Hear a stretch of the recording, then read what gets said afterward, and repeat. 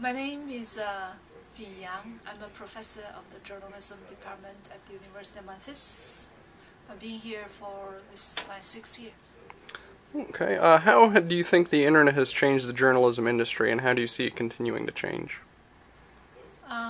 It changes the journalism industry dramatically and significantly.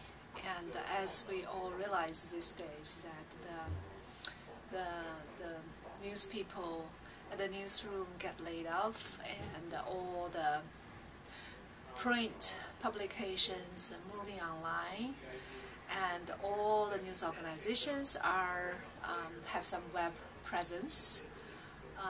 And also another change is it really no longer constrain the journalism to the field of professionals anymore. We have a lot of citizen journalists, we have a lot of amateur journalists, if you call it that way. And so in terms of the people who are doing journalism right now, it's more wider and it reaches more people. And so those are the significant changes. And in terms of the reading, in terms of the audience, and also a significant change is readers are no longer like what they're doing in the 60s and 70s, and they are now reading online for news. Okay, and with regards to the amateur journalism, what impact, positive or negative, do you think it has on the journalism industry as a whole? Say it again? With regards to the amateur journalism, through blogs, what impact do you think it's had on the journalism industry, positive or negative? I think it can work both ways, and positively it brings more competition to the journalism world, and it maybe forces the journalists to rethink about their approach to the journalism field in terms of writing, in terms of reporting, in terms of presenting the news to the audience. So that probably will stimulate, inspire them more. But also negatively, there is a negative side as well. Basically, I think it is the gatekeeping part. In the past, the editor is always the upper management who can control the content flow to ensure the quality of the journalistic piece. Right now, for the bloggers, they can post anything online without anything supervising them. So there is a possibility there.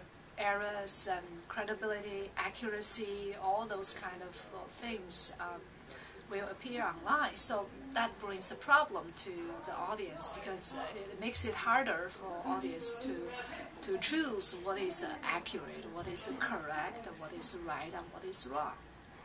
Okay, and with so many newspapers going under, do you see a future with most newspapers only online, or can the current print medium be saved, and if so, how?